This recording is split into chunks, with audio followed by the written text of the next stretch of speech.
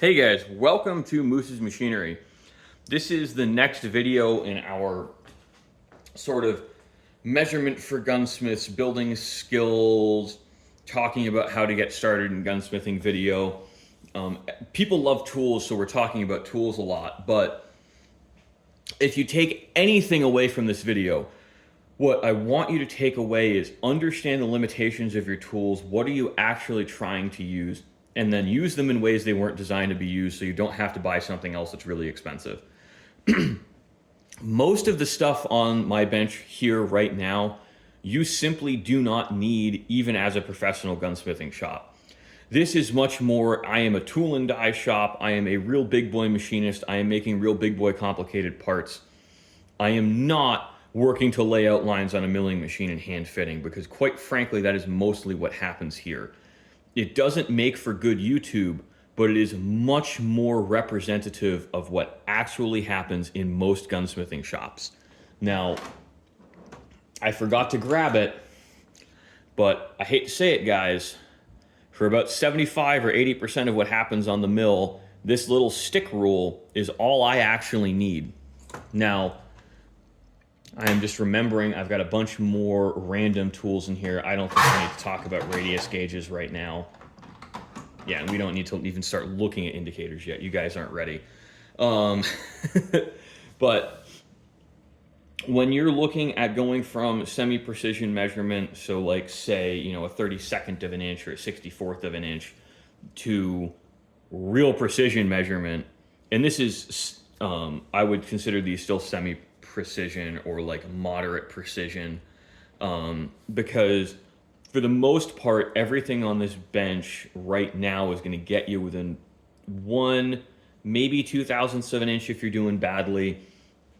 Most of the time you'll do better once you learn how to use them, but when you're getting started, you're kind of lucky if you're within 2 or 3,000ths of an inch, regardless of what everything says. The force you put on the barrels of the micrometers, how you hold them, how long you hold them, how long you hold your parts, there's a lot of nuance once you're getting down below what people look at in fractional inches. And there's just so many more ways to measure it. I don't want to turn this into a multi-hour video and bore you all to death. But I do want to look, and I'll pick up on the bench some of the most interesting things. And if you guys want to go deeper, we can do deeper dives on each individual tool over time. And that can be kind of a separate playlist, and I can demonstrate some of the ways to use them. But for the average gunsmith, you just don't need anything on this bench, guys, in all seriousness. A dial caliper is extremely versatile. The only thing it will not replace is the protractor, but you have a depth rod on here, you have inside measurements, you have outside measurements, you can do a lot of things. The thing is, in view, in frame right now, other than this 12-inch caliper, every single one of these is some degree of specialized. And as you get more specialized, you lose utility in return for either precision or the ability to do something you couldn't before. And I think the best example of that is this inside micrometer from Starrett. Now, this will get you into a remarkably large bore. And I really mean that, remarkably large bore. So this even comes with a depth extension handle, so you can get in there nice and deep like. But I want to show you, and this is not even the largest bore. I can actually go a 1/2 inch larger than this, but that's a very, very big bore we're looking at. That's like a hydraulic cylinder. This is a 1,000th of an inch tool at best. You have a lot of flex in these rods, and because there's so little thermal mass in this, you can heat it up really quickly. This is a specialist's tool. Now, there are guys who, I know there's going to be a lot more of them in the comments, but there are people in actual reality who can get better than 1,000th of an inch out of this. They're relatively few and far between. There is a reason that these are graduated in thousandths. Starrett has never made these, I'm aware of, graduated in 10,000ths, because it's just not realistic for what this is. But what this does is this offers you an inexpensive way to measure a lot of large inside bores. And I really like the thermal isolation handle that you can get on it. Now, just as an example of a relatively large bore, am I even close? But just to give you an idea of what this can do, is that's how you use it. You will insert into a hole, and we're not going to get a real measurement on this, but I go until I feel drag. Just like a snap gauge. You don't screw until you hit the inside wall, because if you're just screwing outwards on these into the inside wall, you'll just flex the rod, especially in the larger sizes. And that, I think, is an attempt to give you an example of how the limitations work on these. So each rod is a 1-inch change in length, and you have, because this only has a 1/2-inch travel, to make it more compact, you have this 1/2-inch spacer. When you're using this, you also have to be careful, guys, to line everything up, because nothing is perfect, and this is only calibrated with each rod in one position and the spacer in one position, excuse me. And they need to be perfectly clean. So that's an example of a highly specialized tool that offers convenience in one area in return for a lack of utility. That's a one-trick pony that only does inside bores. And this outside micrometer can be used with multiple different tools. Now, I can use this, not this particular one because it's not large enough. My 3-inch would work, or my 2-inch would work. I could use that to calibrate my inside micrometer, or I can use it to measure and verify my gauge pins. I can use it to measure in my inside snap gauges. This is another example of an inside measuring tool, so I could measure the snap gauge. Or I could measure over these small hole gauges. Or I can use it in conjunction with thread measuring wires to measure the pitch diameter of a threaded part. You know, and all of this is because this is not a super specialized micrometer, but it has a lot more utility in return for being less convenient at doing any specific thing. And an extreme example of a very versatile micrometer is this interchangeable anvil micrometer made by Mitutoyo. I've heard these referred to as multi-mics. So right now this is set up to measure wall thickness on tubing. And our calibration is a little bit off. And that's extremely common when you're looking at these, because this mic does not return, or that anvil does not always return to exactly where it's supposed to be. So I have just tightened this a little bit more, and now we're properly calibrated, or at least within 1/10. Now with something like this, I'm happy if I'm within 1/10. But you can also use this, you can completely remove this clamp section here, and you can use it to measure a step very precisely. Much more precisely than you could with a depth mic. But the trade-off is it's a little bit bulkier, you can't get it in there.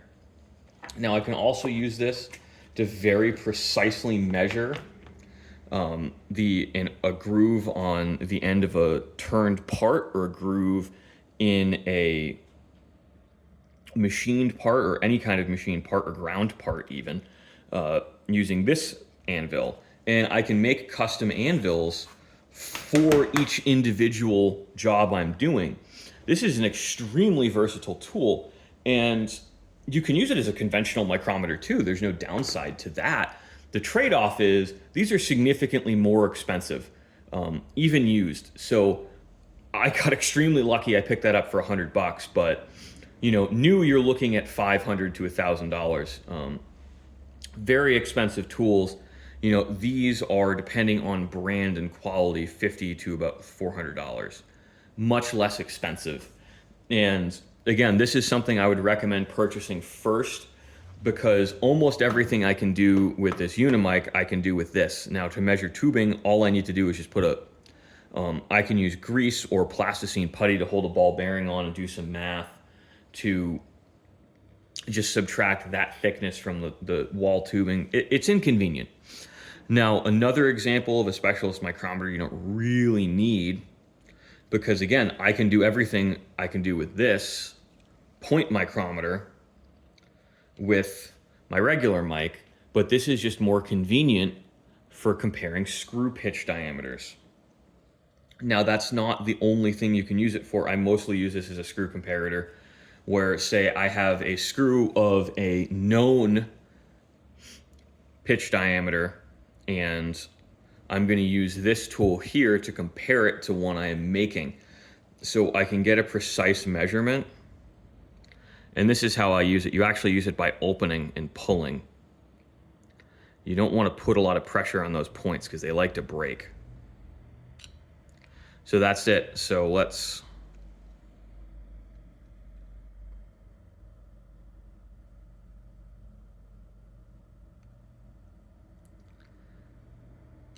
there we are. So we're at 515 thousandths. This is an M14 by 1 left hand. So I don't know where we are in perfect tolerance on that. We're probably bang in the middle or on the high end. Just because I know me, I know what I turn that part for. And that makes sense. And you're not actually going to get your pitch diameter with a tool like this. That's why it's a comparator, not a measurement tool. Another example of a specialist micrometer would be an interchangeable anvil screw pitch micrometer or a fixed anvil screw pitch micrometer. Those are, again, more specialized and more niche, but not really necessary in a home shop or even a shop like mine.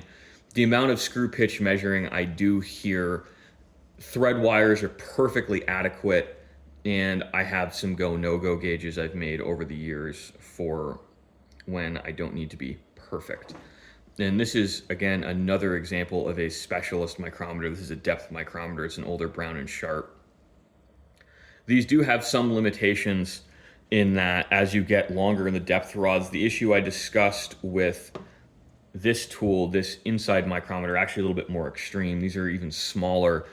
I like this because I can get in tight places for it, but it's not as rigid. I have another Mitutoyo depth micrometer, and you would just use it as such to measure depth. And I don't like to use the anvil. I find that once you get up above a 3-inch rod, it actually deflects the rod and I will move long. So as soon as I feel a touch of resistance, I stop. That's how I've calibrated this. But it's also important to understand that you're reading from right to left, not left to right. So while this looks like it should be 442 thousandths of an inch, it's actually, 452 thousandths of an inch. It's actually 352 thousandths of an inch, because as we go down on the rod, we're reading deeper. That's a very easy mistake to make on a depth micrometer. It's extremely common to see people reading 100 thousandths of an inch off like that, myself included. And this is just sort of a snapshot of some of the various tools you can use in a shop. You know, we have some gauge blocks. This is not fully calibrated. I actually made this. It's still a 1/2 large. I'd like to lap it so it actually rings better, but if I get a very small film of oil, it rings perfectly. And this is accurate enough for the girls I go out with. These gauge blocks are good. They're serviceable enough for calibrating hobby shop, or even, again, like tool room or job shop micrometers. They're not necessary. You don't really need these. These are mostly used in high precision measurement. We're actually measuring the gauge block relative to your part. I can demonstrate that another day on a surface plate, but that's not something you're really going to do as a gunsmith. I think that this video is academically interesting for people who think precision tools are cool, but it's not really stuff you're going to need for 95% of gunsmithing projects, or even 99% of gunsmithing projects. I used to be much more passionate, I should say, about using complex methodology and precision tools and getting the best possible precision outcome and this and that. But really, as I've gotten busier in this shop, I've started to just focus on doing things the fastest possible way to get the outcome I wanted. And that is oftentimes not using a super high precision tool. Now, I'll use a square like this instead of a squareness comparator on my on my surface plate, because I can get within 2 or 3 thousandths of square on that or better. And that's good enough for me. Now, this is a die maker square. This is totally useless in my shop. I just have it because it's cool. This allows you to actually set draft angle a little bit, and you can play around with it. This is not going to be perfectly square all the time. We have just a little bit of play in this, so you can get, you know, a half or a quarter of degree. Don't actually use this to check squareness, guys, because you can cheese it pretty easily, and it's important to understand that. We're just putting stuff away so it's a less crowded bench. Now, this is actually, these are adjustable parallels. These are really useful for measuring groove widths if you don't have an inside mic like this. This is, in my opinion, a little bit easier because you only have to do one measurement. You know, it's used as such inside of a hole. And this, actually, a good example, not only is this threaded backwards, but we can have the same reading errors as we do on a depth micrometer. So it's important to understand that this reads from right to left, not left to right. Don't do that. I've scrapped a couple of parts doing that because I am a dum-dum. Always understand your tools. Again, if you walk away with anything, just understand what you're doing and what it actually needs to be done. Don't fixate on the tools, fixate on the person using them, i.e. you. Now, out of all of this stuff, I think these are the most likely things you will use in your shop, which is a 12-inch rule and a set of 12-inch Starrett calipers. I don't use these very, very often, but I do use them. Mostly, I got these specifically for one job. I was doing a custom barrel on a Zastava M76 for a fellow, and I was having a heck of a time getting my journal lengths where they needed to be, and I didn't want to scrap, you know, a $300 barrel blank. So what I actually did was I ordered these and used them to set my journals, because I think the longest one was 14 inches. So when I did my stacking tolerances on that, you know, I just added, you know, I was measuring from one journal to the next, you know, and I would always use one datum for everything except for that last journal measurement, which was for the muzzle device getting pressed on. And I looked at it and I'm like, at worst, I'm going to be 5 or 8 thousandths off. I don't think that matters. I'm just going to send it. And the customer was happy. I was happy. I think I looked up later an original drawing, and the length callouts were, shall I say, a little bit more generous than what I had been working to, and all of that fuss was for nothing, but it made me feel better, and now I have a pretty useful tool and a funny story about it. But that's kind of an example, guys, of you don't necessarily need to have all of the fancy tools. Sometimes you just need to be good enough, and sometimes you don't even need the tools you think you need, even as a, air quotes, professional. I don't like considering myself highly professional. Just because I do it for a living doesn't mean I'm good at it. Guys, you know, a little self-deprecating humor. I am pretty good at what I do. But, you know, I hope you enjoyed looking at some of these precision measurement tools with me. We can definitely do some stuff on the surface plate later if that's, you know, what floats your boat. But I'm not sure it necessarily is. I don't like working on surface plates because honestly it's kind of boring and frustrating, and there's so many individual steps that have to be done perfectly for everything to repeat. I don't enjoy it, but I know a lot of people actually feel the same way about this kind of measurement, and I love this stuff because I wouldn't say I've mastered it, but I've built enough skills here that I don't have trouble with repetition on them, and I don't have any issues with the statistical significance of my measurements. So thanks for watching, guys, to the people who got all the way to the end of this long, chewy video. I know it's just super engaging hearing someone talking about measuring parts, but, you know, different strokes for different folks. I love this kind of topic. Hopefully you do too.